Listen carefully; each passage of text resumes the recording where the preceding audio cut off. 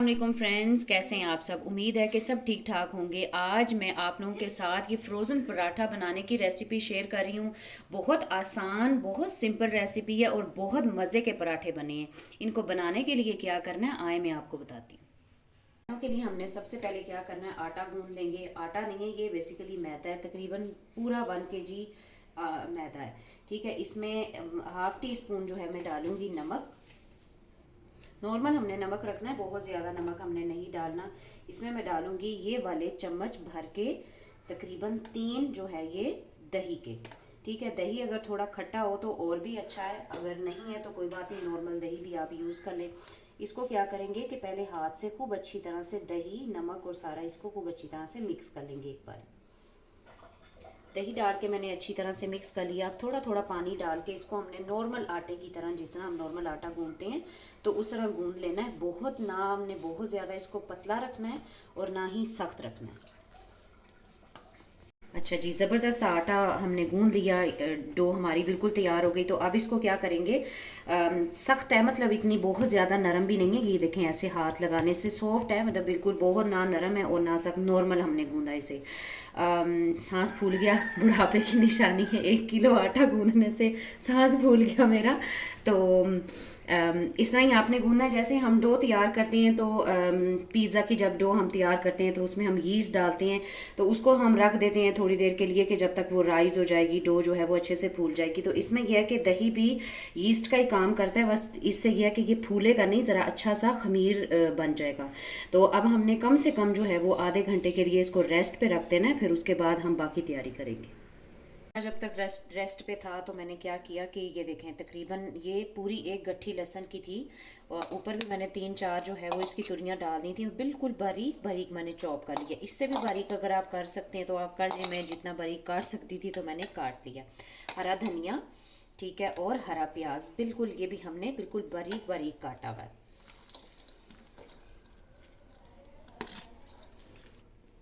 हरा धनिया ये हम स्टफिंग के लिए जो है ये तैयारी कर रहे हैं कि इससे हमने इसकी स्टफिंग करनी है। 1 टीस्पून भर के इसमें मैं डालूंगी कुटी हुई लाल मिर्च। हाफ टी स्पून इसमें डालूंगी मैं नमक। नमक हमने क्योंकि मैदे में भी डाला हुआ तो बहुत ज़्यादा नमक तो हमने डालना नहीं है। पराठा क्योंकि नॉर्मल ही रहे तो उसका फ्लेवर जो है वो बहुत मज़े का आएगा। तो साथ कुकड़ू कुकू की भी आवाज़ें आ रही हैं और साथ साथ जो है वो इधर पराठे की भी तैयारी हो रही है। तो इस पराठे को आप लंच में भी बना सकते हैं। जैसे रमज़ान आ रहे हैं माशाल्लाह से आगे, रमज़ान के लिए आप बना के सहरी के लिए आप रख सकते हैं। तो इस पराठे के साथ ना आपको मतलब कुछ भी अगर नहीं भी है तो कुछ भी अगर आप नहीं बनाते, खाली ये पराठा खाने में बहुत मज़े का लगता है। तो अगर लंच में भी आप दे सकते हैं, किसी भी टाइम के लिए ये बहुत ज़बरदस्त और खाने में बहुत बहुत मज़े का लगता है। तो थोड़ी सी मेहनत है बस, ज़रा सी ही, इतनी भी ज़्यादा मेहनत नहीं है, थोड़ी सी बस। आप एक बारी मेहनत कर लेंगे तो अब मैं देखती हूँ कि 1 किलो मैदा, 1 kg जो है वो मैदा हमने गूंदा था। तो मैं देखूँगी कि उससे हम कितने पराठे बना सकते हैं। तो पराठे का साइज़ भी हमने बहुत बड़ा बड़ा नहीं रखना। नॉर्मल पराठा होता है जिस तरह किसी भी अच्छे ब्रांड के, जिस तरह डॉन का पराठा बहुत मशहूर है, मतलब कि उसमें अब काफ़ी फ्लेवर्स भी आने लगे हैं। तो इस तरह से आप इसकी स्टफिंग तैयार करें। तो इस तरह की स्टफिंग आप किसी और चीज़ की भी कर सकते हैं, जैसे चीज़ का पराठा भी आप बना सकते हैं, चिकन का पराठा भी आप बना सकते हैं। तो डो हमने गूंद के रख दी थी, मैंने इसको फ्रिज में रख दिया था। तो ये देखें परफेक्ट सा आटा गूंदा हुआ, बिल्कुल मतलब बिल्कुल स्मूथ है। तो अब इसके मैं करूँगी दरमियानी साइज़ के छोटे छोटे पेड़े। ये इतना सा मतलब हमने आटा ले लिया और इस तरह के दरमियाने, मतलब बहुत ही पिद्दे पिद्दे हमने नहीं बनाने, ज़रा दरमियाने दरमियाने हम पेड़े बना लेंगे। पहले हम पेड़े बनाएंगे, फिर उसके बाद इसकी स्टफिंग करेंगे।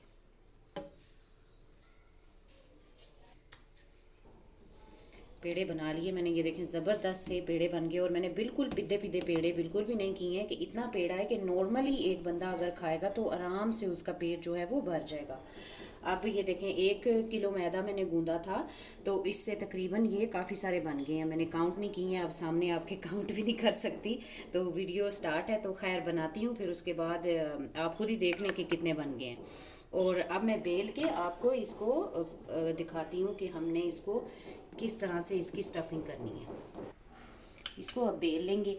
अगर मैदा बहुत मतलब थोड़ा नरम हो तो आप हाथों से भी बेल सकते हैं। मैदे की ये खासियत है कि इसको हाथों से भी हम बेल के तो इसको अपनी पोजीशन तक ला सकते हैं। तो ये चिपकता नहीं है, मतलब बहुत ज़्यादा बिल्कुल चिपकेगा नहीं इसको। जब आप ऐसे खींच के शेल्फ के ऊपर से या बेलन के ऊपर से करेंगे, उठाएंगे तो ये उठ जाएगा। अच्छा, इसको बेल लिया मैंने। अब इसके ऊपर लगाएंगे इस तरह से ऑयल, थोड़ा सा स्प्रेड करेंगे। थोड़ा सा इसके ऊपर जो है वो इस तरह से मैदा स्प्रिंकल कर देंगे। अब डालेंगे ये स्टफिंग जो हमने तैयार की हुई है, हरी मिर्च, लहसुन और हरा धनिया की।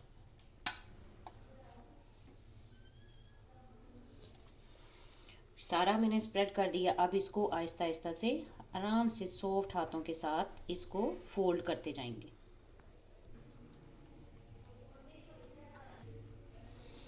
अब इसको हल्का सा ज़रा नरम हाथों के साथ थोड़ा सा इसको लंबा कर लेंगे, ताकि ज़रा और अच्छे से पेड़ा बन जाएगा और पेड़े के बल जो है वो आ जाएंगे। अब इसको क्या करेंगे कि इस तरह से दोबारा से बल दे के तो फिर से पेड़ा बना लेंगे। तो अब मैं क्या करूँगी कि मैं सारे जितने भी मैंने पेड़े बनाए हैं उन सब को इसी तरह से फिलिंग करके एक बारी तो फिर से पेड़े बना लूँगी। ये देखें, स्टफिंग करके मैंने पेड़े कर लिए हुए हैं। अब मैं आपको एक बेल के बताती हूँ कि हमने कैसे बेलना है। ये इस तरह से हमने हल्के हाथ से, बस हल्के हाथ से बेलेंगे। बहुत बड़ा पराठा हमने नहीं बनाना, इसका नॉर्मल ही पराठा बनेगा। स्टफिंग को बहुत ज़्यादा दबाना नहीं है कि फिर, ताकि पराठा कोशिश करनी है कि फटे ना। ज़बरदस्त सा पराठा हमने बेली। अब क्या करना है कि प्लेन मतलब सीधी सीधी हमने ट्रे एक ले ली है और उसमें मैंने लगा दिया है बटर पेपर। अब उसके ऊपर उठा के रखूँगी पराठे को, और फिर उसके बाद ऊपर से हम पराठे के ऊपर फिर से बटर पेपर लगा के इस तरह से आपने मतलब सारे पराठे बेल लेने हैं।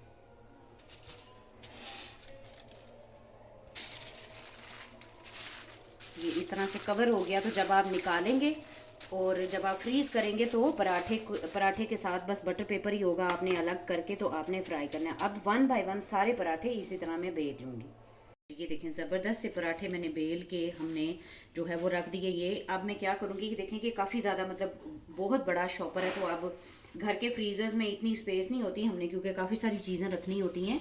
तो मैं क्या करूँगी कि जो ये एक्स्ट्रा पेपर है तो वो उसको गोलाई में इस तरह से काट देंगे, और फिर कोई भी कंटेनर गोल सा जिसमें पराठे मुड़े ना। अभी फिल वक्त तो आपने पराठों को कुछ भी नहीं करना इस स्टेज पे, क्योंकि अभी इनको अगर छेड़ेंगे तो पराठे सॉफ्ट हैं तो ये मुड़ जाएंगे, टूट भी जाएंगे, ख़राब हो जाएंगे। तो क्या करना है आपने, अभी इसकी प्लेट में इनको ओवरनाइट रहने दें, ठीक है। और फिर जब आप देखें कि सारे जो है वो फ्रीज़ हो गए हुए हैं, तो आप इसको किसी भी कंटेनर में करके तो आप इसको स्टोर कर लें, और फिर जब आपने बनाना हो तो आप बना सकते हैं। फिल वक्त आपको मैं एक फ्राई करके दिखाती हूँ कि किस तरह का पराठा बना है।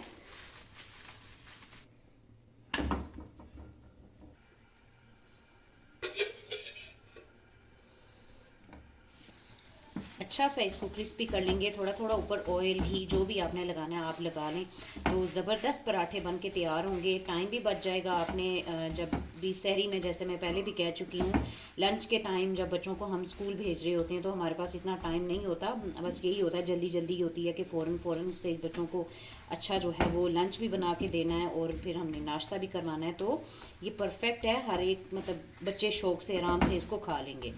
तो ये देखें, ज़बरदस्त सा जो है वो पराठा बन गया।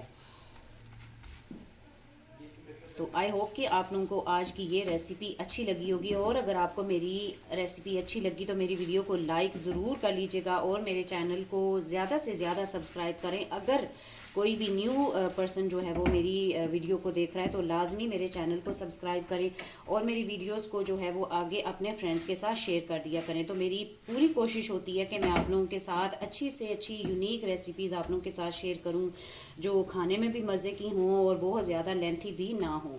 तो इंशाल्लाह ताला मिलूंगी नेक्स्ट इसी चैनल पे नेक्स्ट किसी अच्छी सी रेसिपी के साथ। तब तक के लिए अपना बहुत सारा ख्याल रखें, हंसते मुस्कुराते रहें, और अल्लाह हाफिज़।